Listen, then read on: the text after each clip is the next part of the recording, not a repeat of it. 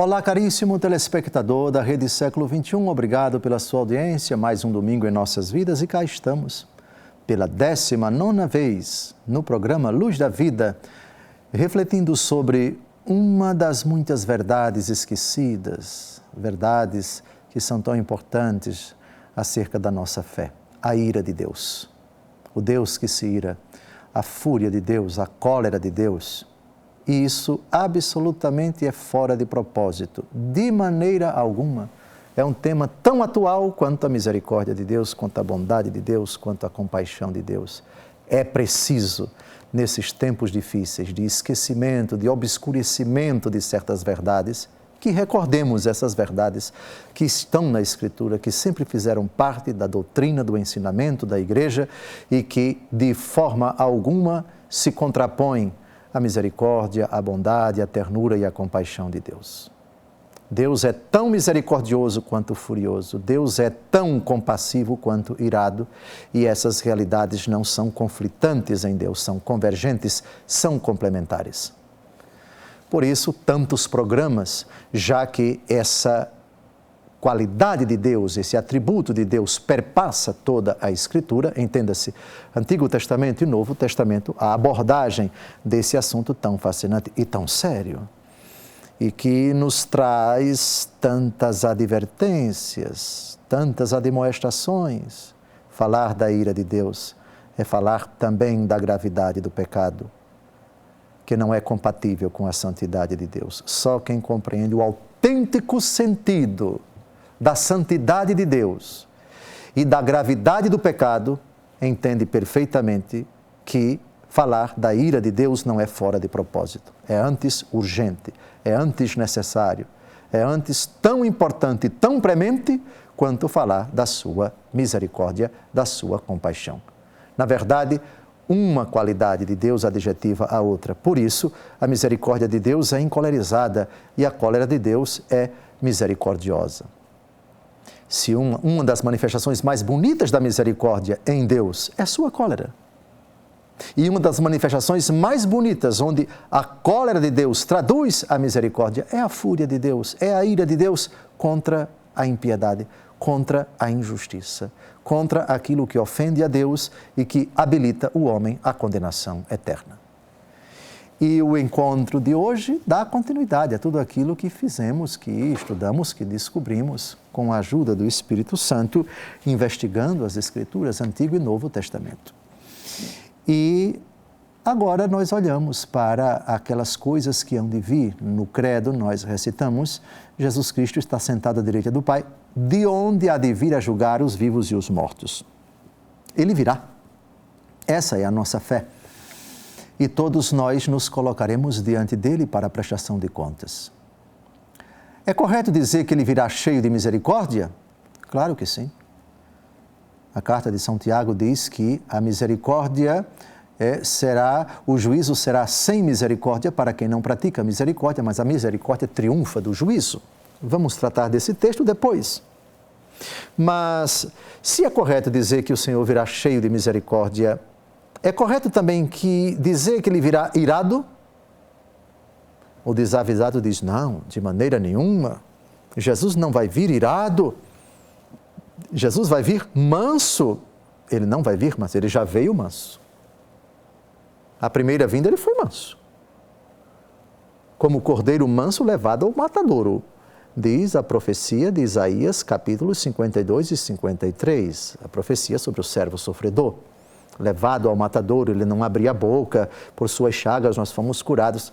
É clássica essa profecia a respeito do cordeiro manso, que não abre a boca diante dos seus algozes. Cordeiro manso que nasce pobrezinho em Belém de Judá, mas quando ele vier a segunda vez não vem manso coisa nenhuma. Ele vai vir irado. Como, Dom José, o senhor está dizendo que Jesus virá irado? Eu não sabia desse adjetivo atribuído a Jesus. Pois agora vai saber. E para quem já conhece, vamos somente recordar um texto pouco conhecido, aliás, pouco lido e muito menos pouco bem explicado. Vamos ao livro do Apocalipse, que fala dos últimos acontecimentos. das coisas derradeiras, do juízo final, da vinda de Jesus, que deve abalar verdadeiramente estruturas dos corações empedernidos. Quem está na graça de Deus não deve ter medo da ira do Cordeiro, porque a ira do Cordeiro é para quem está no pecado. É para quem não se arrepende. É para os corações duros. É para os corações impenitentes. Para os corações empedernidos. Para os corações que querem viver nas trevas. Portanto, quem está na amizade com Cristo não precisa ter medo desta ira, porque essa ira não vai lhe atingir, não vai lhe tocar. Então vamos imediatamente ao Apocalipse, capítulo 6, de 16 a 17, porque aqui temos uma qualidade pouquissimamente conhecida de nosso Senhor Jesus Cristo. Ao texto. E diziam as montanhas e aos rochedos: caí sobre nós e escondei-nos da face daquele que está sentado no trono e da ira do Cordeiro, porque chegou o grande dia da sua ira, e quem poderá subsistir? Pronto. O contexto do capítulo 6 do Apocalipse é o contexto que fala dos últimos acontecimentos, aqueles que antecedem o fim dos tempos. Numa linguagem típica da literatura apocalíptica, cheia de símbolos, cheia de imagens, portanto um significado todo peculiar, e não é o momento de falar do que significam todas as imagens que aparecem nesse capítulo, mas a ideia é, a humanidade, à medida que se aproxima o fim dos tempos, está dividida em duas categorias, os que adoram a besta e os que não adoram. Os que são perseguidos pela besta e os que estão a serviço dela, perseguindo os que pertencem a Cristo. E a imagem do capítulo 12 do Apocalipse, uma mulher vestida de sol, tendo a lua debaixo dos pés, coroada de estrelas, grávida, prestes a dar à luz um filho. Depois é o sinal grandioso que aparece no céu. Depois um dragão, outro sinal aparece no céu, um dragão, o demônio, que se coloca diante da mulher para devorar a criança, mas a mulher é levada para o deserto, a criança nasce. Então, cheio de fúria, o dragão se coloca para perseguir os cristãos.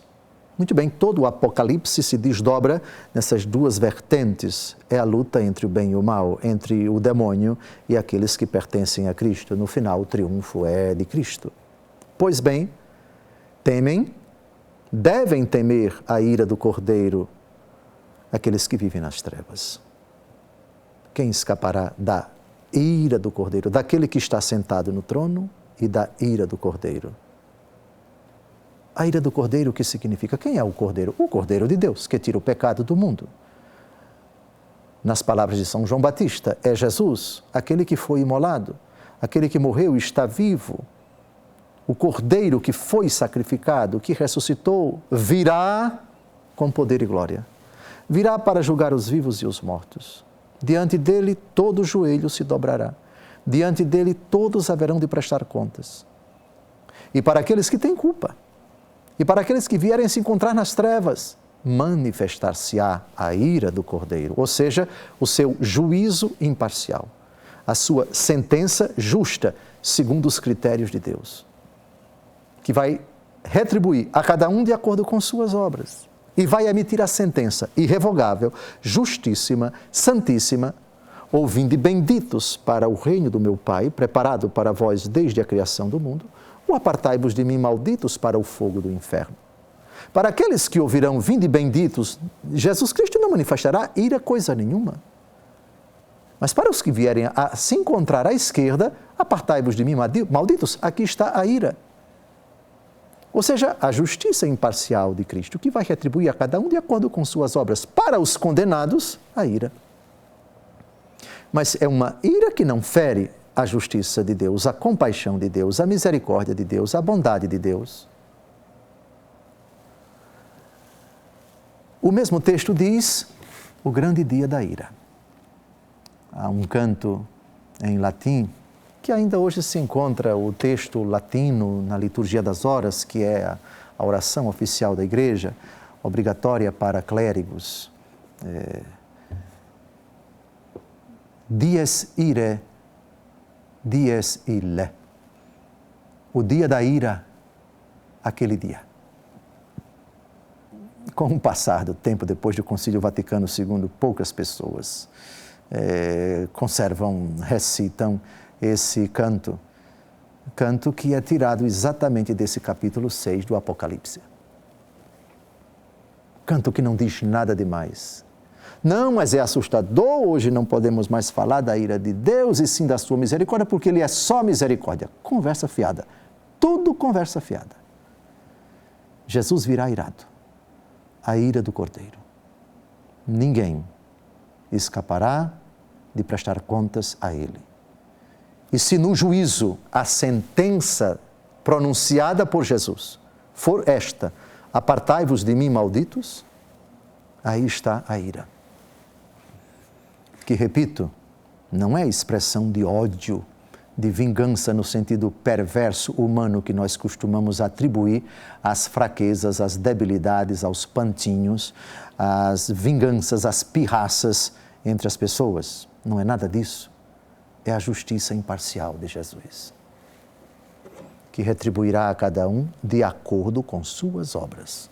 Segundo aos Coríntios, capítulo 5, versículo 20. Ira do Cordeiro. Uma realidade que deve despertar no nosso coração o vivo sentido da gravidade do pecado, do nojo que devemos ter pelo pecado, da necessidade urgente de renunciar ao pecado. Porque se conservarmos no nosso coração o pecado e dele não nos arrependermos, seremos submetidos ao rigoroso juízo do irado Cordeiro. Não é absolutamente ideia do Antigo Testamento, é puro Novo Testamento, que termina, sem dúvida alguma, falando, anunciando, profetizando: Jesus está chegando, o Cordeiro está vindo, o Cordeiro de Deus, que veio manso, que veio simples, que veio humilde, que morreu feito um desgraçado na cruz, mas que não virá manso coisa nenhuma, virá irado, virá indignado, virá furioso. Convém falar isso nos tempos atuais. Ninguém brinque com o pecado. Ele tem consequências terríveis. Avisa-o Cordeiro irado. Não saia daí. No segundo bloco daremos continuação a esse assunto fascinante.